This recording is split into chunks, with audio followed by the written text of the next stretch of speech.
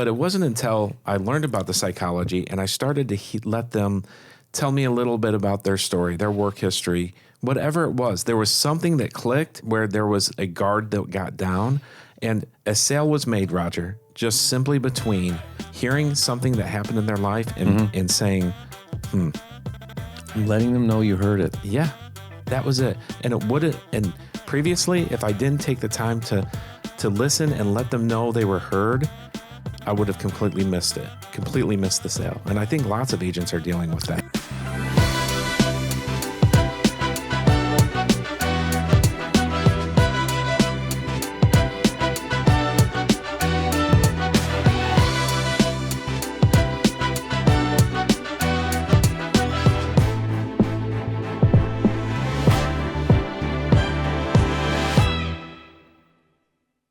Welcome back to another episode of the Life Insurance Academy podcast, a show where we help agents win, earn more, and do it all with purpose and passion.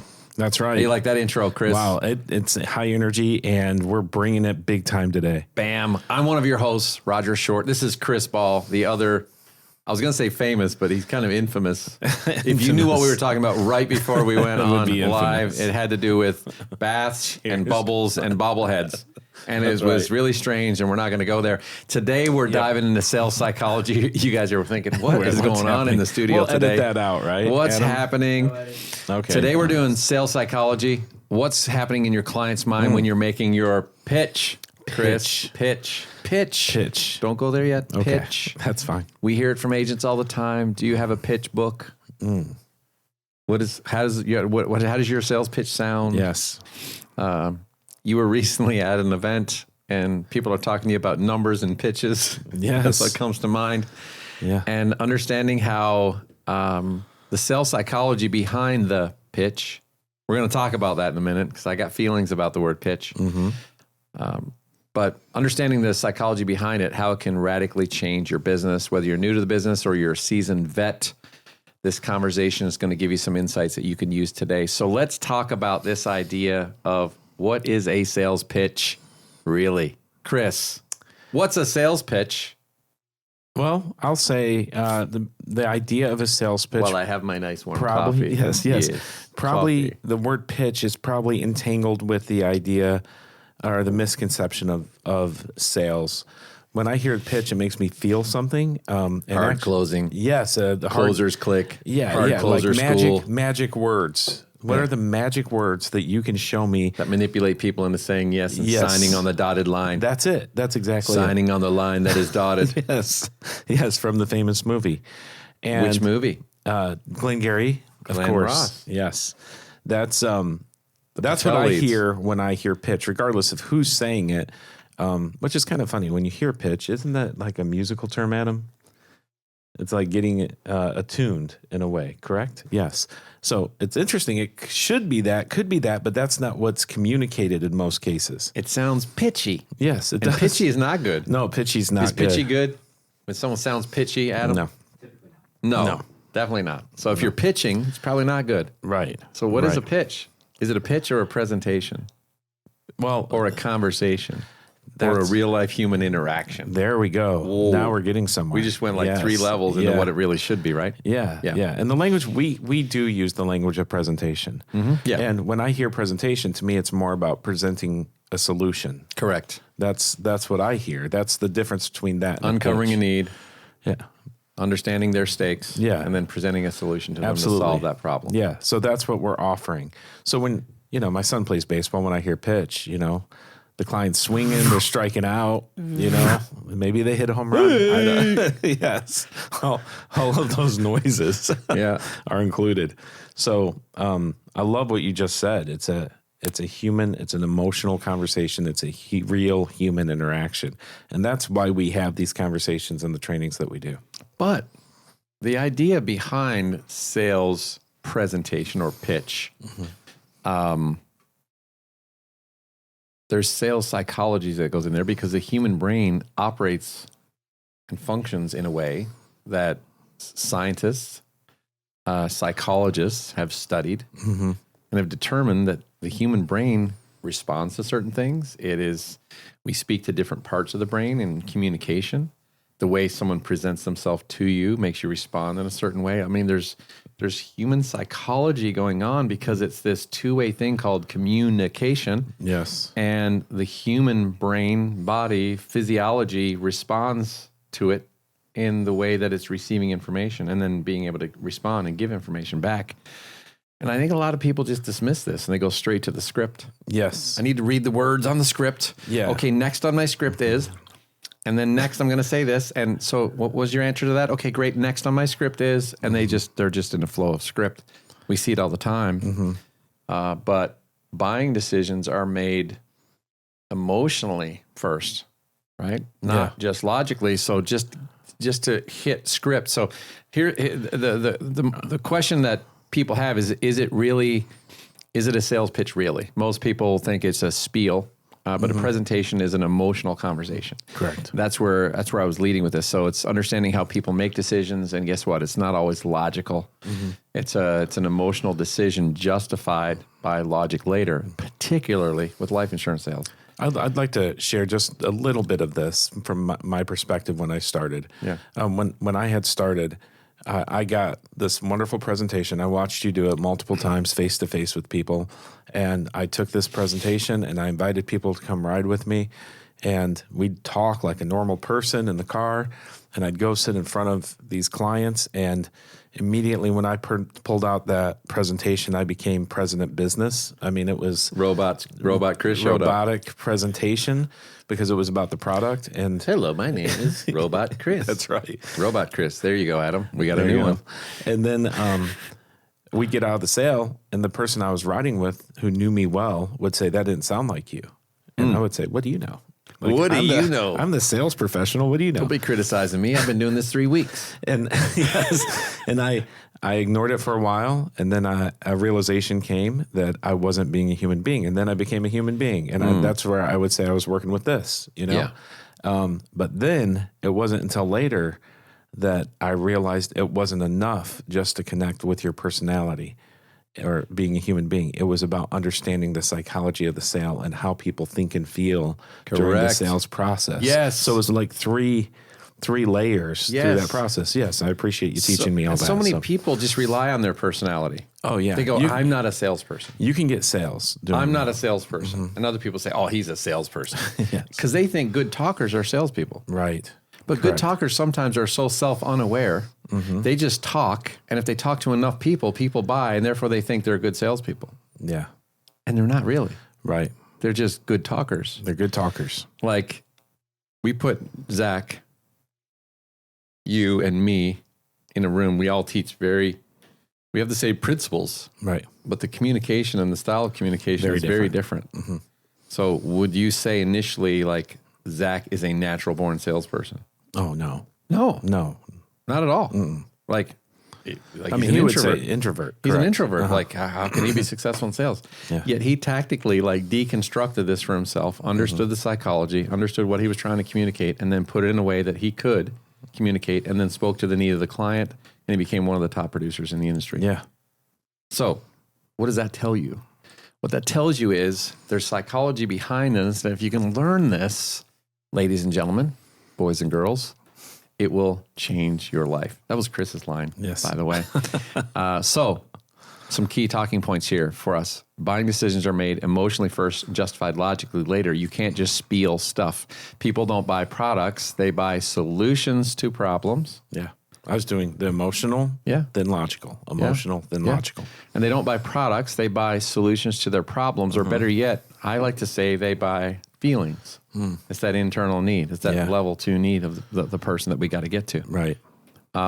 Example of that is that like a $50,000 life insurance policy isn't just coverage for a burial. It's Yes. peace of mind. It's dignity. It's their legacy. It's how they feel about what they're leaving for their family. Yeah. And That's what they're specifically- buying. Yeah. Yeah. And And yet- specifically to the name of the person. Yes, 100%. Yeah. 100%. So in thinking about this, is it really a pitch?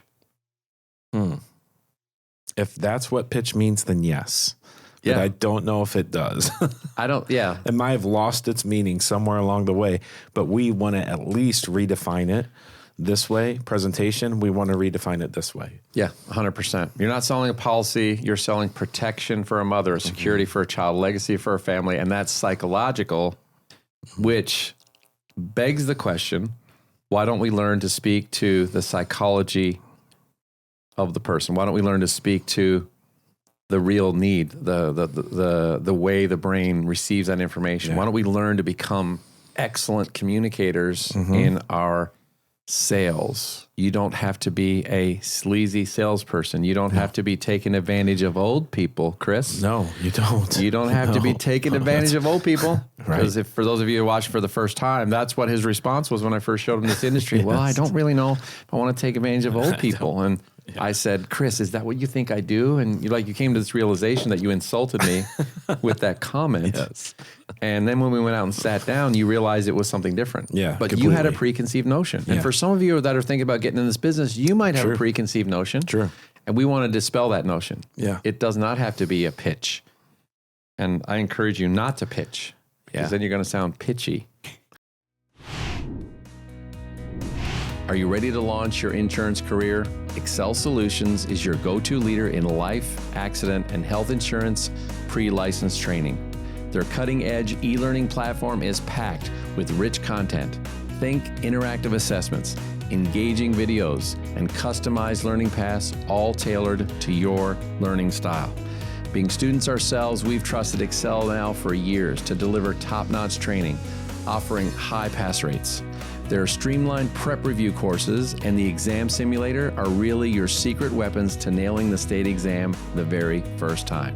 Now, you thought it couldn't get any better. Well, it just did. Life Insurance Academy listeners, you receive an epic 50% discount, reducing the regular course fee from $199 to only $99. So, all you have to do is use partner code LIA at liapodcast.org/Excel. Now, Excel spells XCEL. So don't think about it any longer. Dive headfirst into your insurance career with Excel Solutions' premier pre-license training with that exclusive 50% discount just for you. Get the code, get licensed, and excel in your insurance career. You know, it's interesting. Like, we're about to deconstruct some things here to help you understand a little bit about this brain conversation that we have with people. And I don't know, we're using that to get back to a communication process of being a human-to-human interaction where, before phones, before TV, before all this stuff, it was natural. Like, this was just something we did. We talked real good at each other, to each other. Yeah.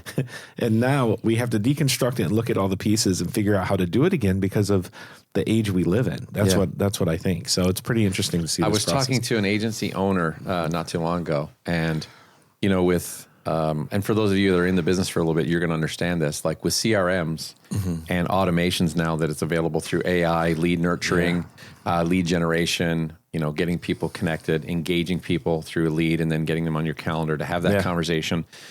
We have to have this thing called A2P verification.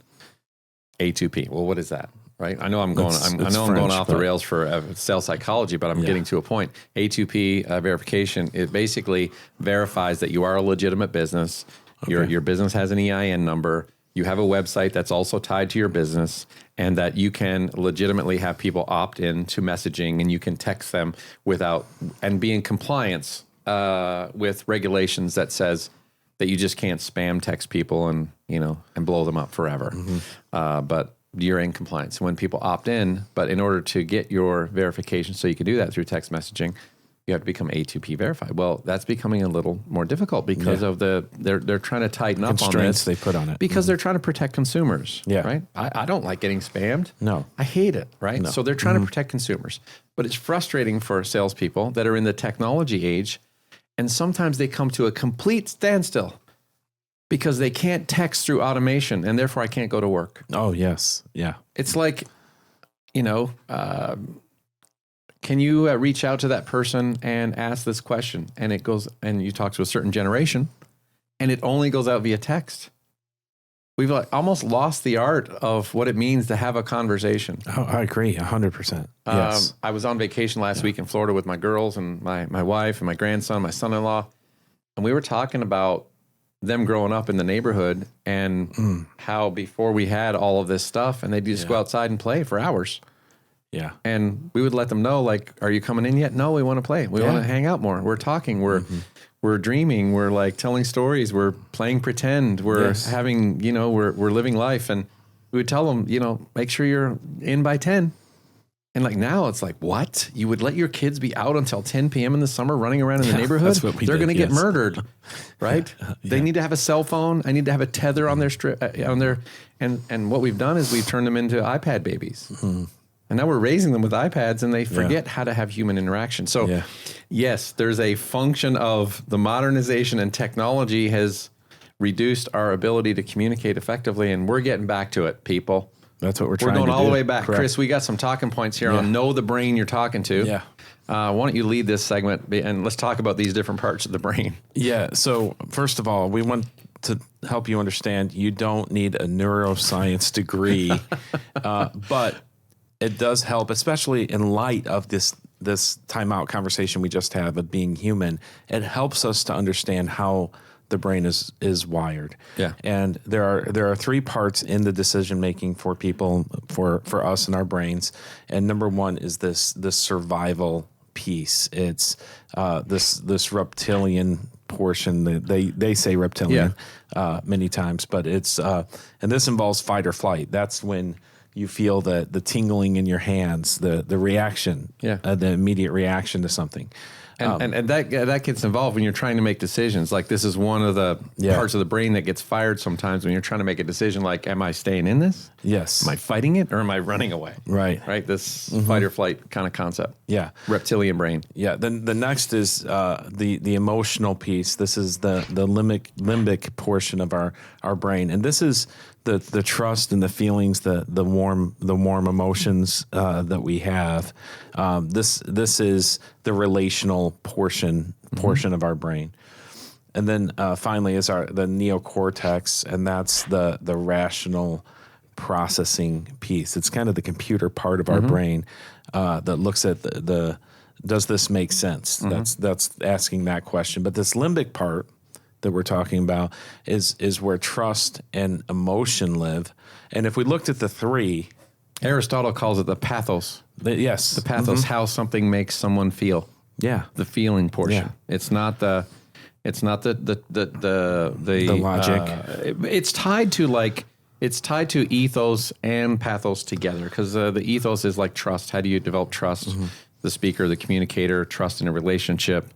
That's where we get our word ethics from. And then pathos is like how something makes someone feel, the internal part. And that's what this limbic brain is. That's what it's speaking to. It's trust and feelings, combined into one. And like, that's the sweet spot. That's the magic. Yeah. It's almost like you're doing a Street Fighter move when you're coming at me like this and feel like I need to dodge it. Yes. Yes. Is it Street Fighter? Is that the game? Yes, it is Street Fighter. What is it? Hadouken. Yeah. Adam, you got that? You can put the visuals in for that. Here, look. You got to say Hadouken when you do it. Is there a sound effect? No. He'll add it. This the limbic piece, though. Like, if you asked me before I got into this where the decision making was made, I would have assumed it was the logic portion. Yeah. Because you've weighed out all the options. But what we're seeing psychologically and how the brain is wired, it is in that emotional piece. It's in that limbic portion of our brain where we are making decisions based on how we feel. Yeah, it's where trust and emotion live right there. Yeah. Trust and emotion live right there. So that's why we talk about, storytelling. That's why we talk about connecting. That's why we talk about discovery. That's why we talk about diving in and, uncovering the stakes, identifying the stakes, addressing the stakes, and raising the stakes. That's that part right there, man. In the 5-part selling framework, the stakes right there. That's why storytelling, empathy, listening, active listening, you call it emotional excavation. Yes, that's right. Connection. That's what builds those those feelings of oxytocin is a chemical that's released in our brain when you're having one of those empathetic, understanding moments. It produces an at ease chemical reaction in your body to trust and embrace. Not physically embrace, but to embrace the words and the conversation, and to be able to lean towards it instead of away from it. I do want to point out like that moment when I said I was working with this, like my face and being able to, I'm waving my hand for those who just listen to the podcast, you have no idea what I'm talking. But this idea of being able to work with your personality, the thing I was seeing just working off of that was there were some times I'd work with some grumpy guys, man, and I felt like I was failing because I could not connect. I did not have a connection with them. But it wasn't until I learned about the psychology and I started to let them tell me a little bit about their story, their work history, whatever it was. There was something that clicked where there was a guard that got down, and a sale was made, Roger, just simply between hearing something that happened in their life and saying, letting them know you heard it. Yeah, that was it. That was it. And previously, if I didn't take the time to listen and let them know they were heard, I would have completely missed the sale. And I think lots of agents are dealing with that. And over the phone, it's even more vital. Oh, yeah. They can't see you. No. They can't see your understanding in your face. You might have this real look of understanding, but if you're silent, they can't see it. Right. Yeah. They're on the phone. Now, face-to-face is different. You get to use this. Yes. You get to use your face and your words and your body language, completely different. But man, that place right there in the limbic brain, that's where I'm going back to this oxytocin. So I just pulled up oxytocin for a moment. Oxytocin is the key to evoking empathy in your audience. Empathy will help your audience trust you more and become more generous. It's a physical thing that's happening when you tell a story. You are causing oxytocin to be released in their brain. Like, master communicators understand this. Yeah. Did you think that you were going to be getting this on the Life Insurance Academy podcast today? And is this what's behind it? So to produce this chemical in people's brain, guys, this is the same chemical that floods a mother's body after they give birth. Think about that emotion. Wow. It's like at the highest levels. It's at the highest levels in a human body after a mother gives birth, it's stated. Think about that, like the bonding and the love, all the things are flooding, like it's a flood of emotion. Yeah. Right? That's where it's represented. Obviously, it's represented in a lot of other things. Yeah. Now, in a professional environment, it's hard to make that. But I just want to give an example of where it's at its highest. But for guys, it would be eating a good steak. Oh, yeah. Yes.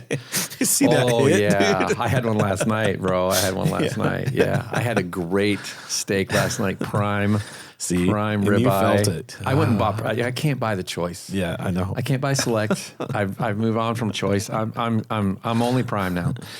And I got to get good prime with good marbling. Yes. And man, when you sear it and you get that temperature to just below 140, so it's like 135 internal temp. Didn't know you were going to get Dude, this. it is so good. And cutting into that last night, it was just like butter. Beautiful. And then you finish it with butter and garlic and rosemary in a cast iron Take pan. notes.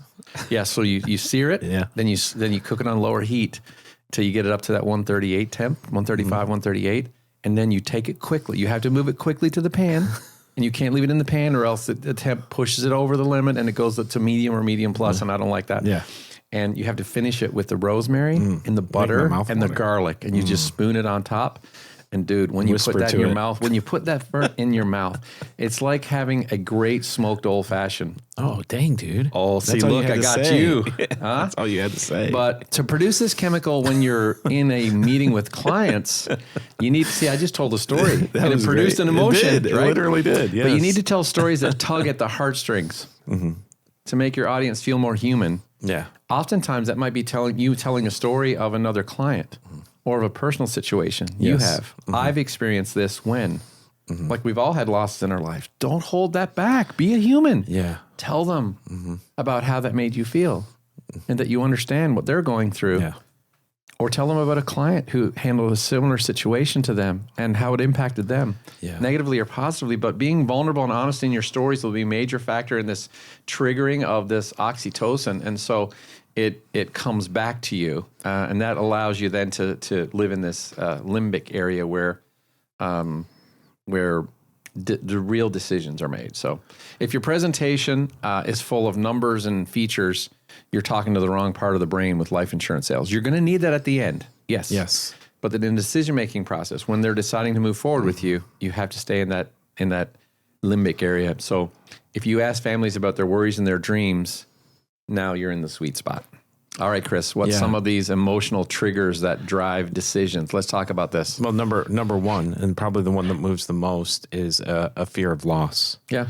And that's true. And what you're speaking about is true in sales in general, but it could be a FOMO, missing out on an opportunity. I get that. Yeah. And yes.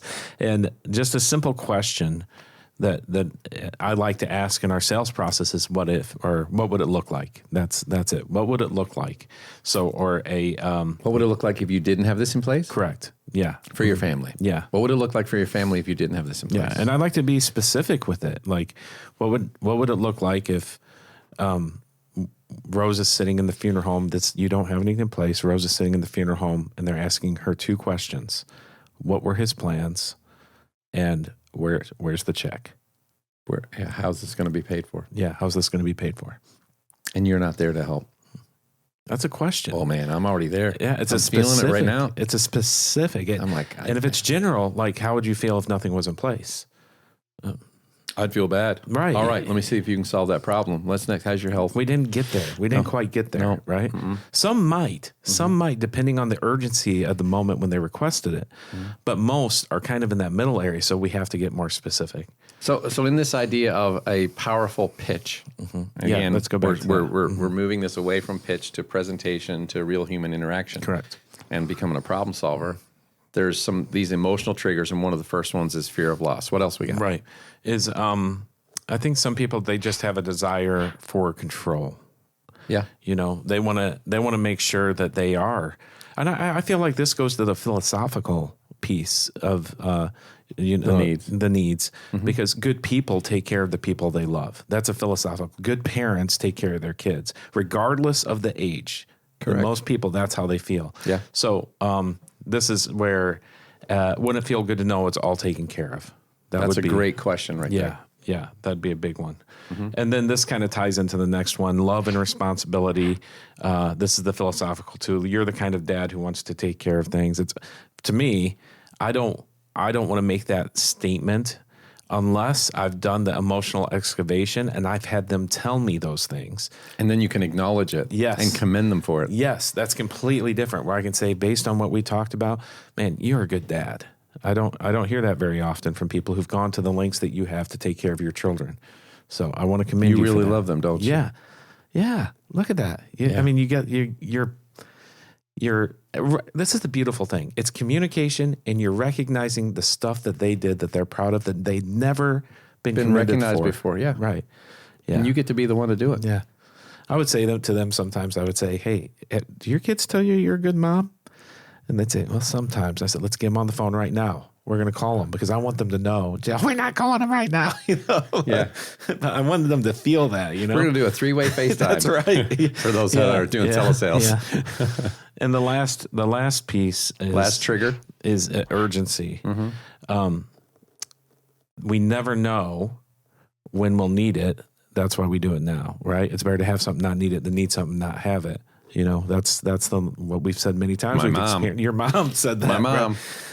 Right? Every week of my life. Yeah. That's urgency. I carried like 18 gallons and 18 pounds of stuff back and forth to school all the time. That's right. Because I might need something. And Roger, between us and what we've seen in this industry, I can't tell you how many times I've heard stories of loss. And I mean, from not even in the industry, I've driven by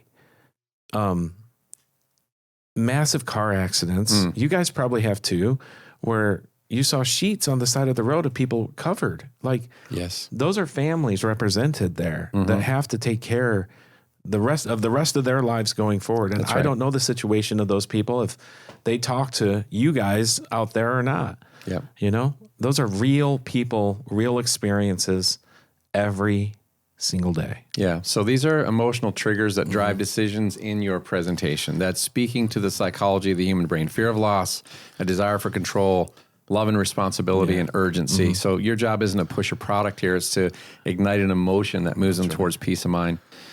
Chris, That's really good. Ignite an emotion. Ignite an emotion.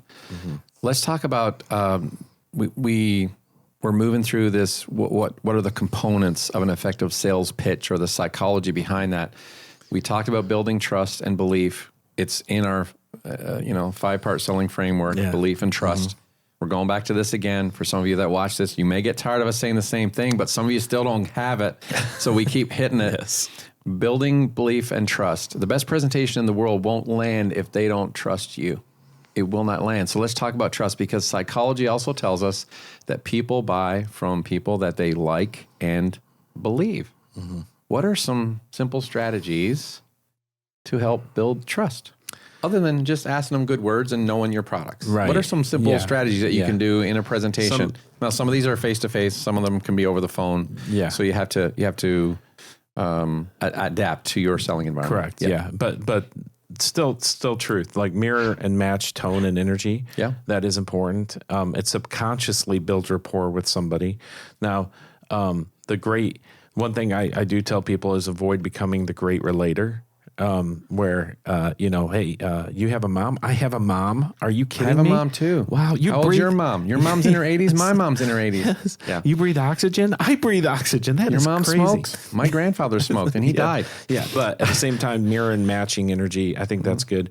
Asking great questions and actually listening. And I'm not talking about the top line question. It's the follow-up question. Correct. That's the one that makes people feel heard and valued.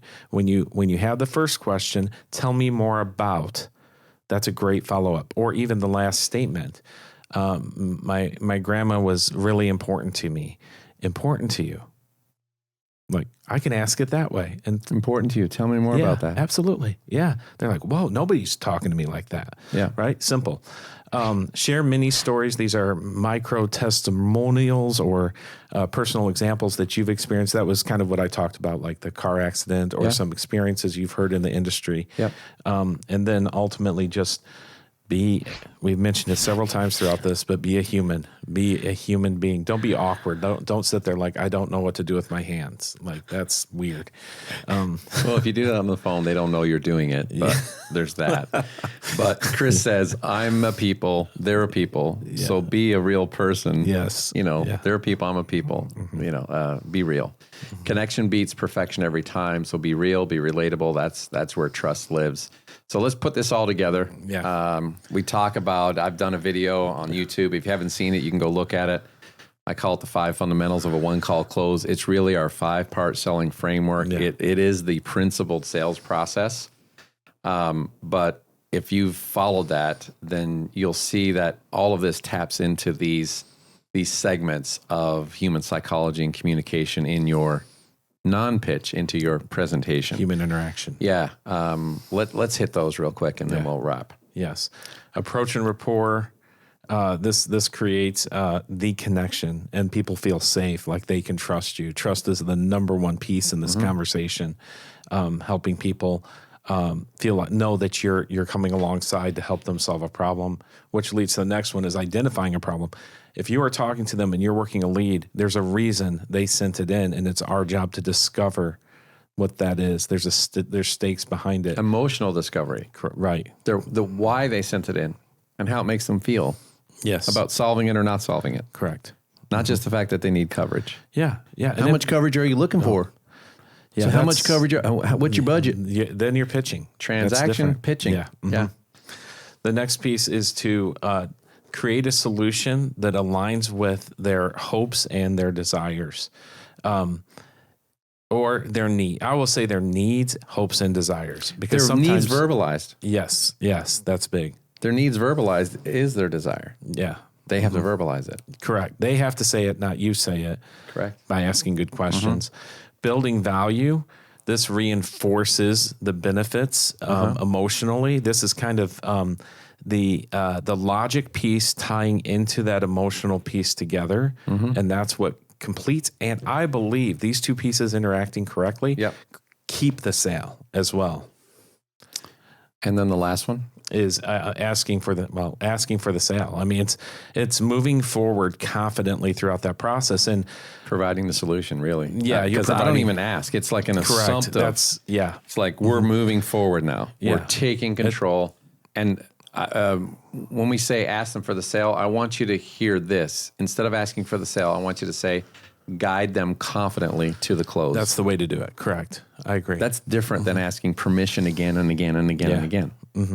Yes, you're getting permission. Yes, you're getting confirmation. Yes, you're getting agreement to trial closes and micro agreements as you go along. But here in the end, like we're moving forward. Chris, I'm going to help you solve this today. We're going to get you started on this plan. These are the options. While you're deciding which one, I'm going to go ahead and get your I'm going to go ahead and get your date of birth, your social, and all of your information started entered here. Okay. Yeah. Now, some people say, "Well, you didn't ask."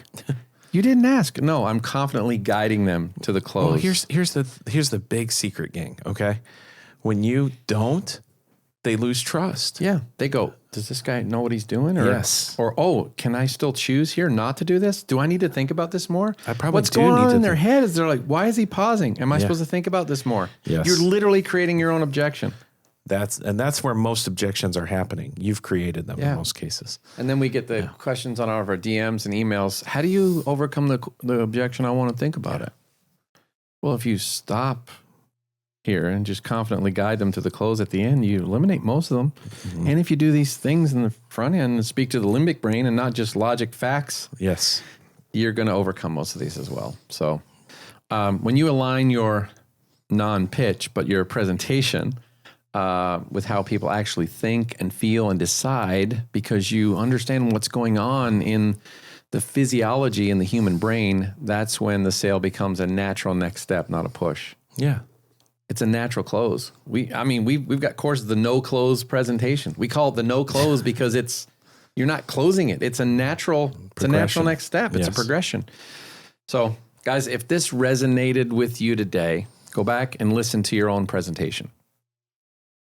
Take the word pitch out of your vocabulary and say, is this speaking to the head or the heart or a little of both? Do I need more of communication to the emotional side? The more you master the psychology behind your words, the more trust you'll build and the more value you bring and the more families you'll help. I like it. So the psychology of an effective sales pitch debunked. Debunking the pitch. I like it. There we go. Hey guys, please share this episode with your team, your agency, your sales buddy, your cousin. And as always, subscribe. We don't want you to miss a single episode of the Life Insurance Academy podcast. All right. So let's go out there, solve some problems, change some lives. Make a difference every day. We will see you on the next Life Insurance Academy podcast.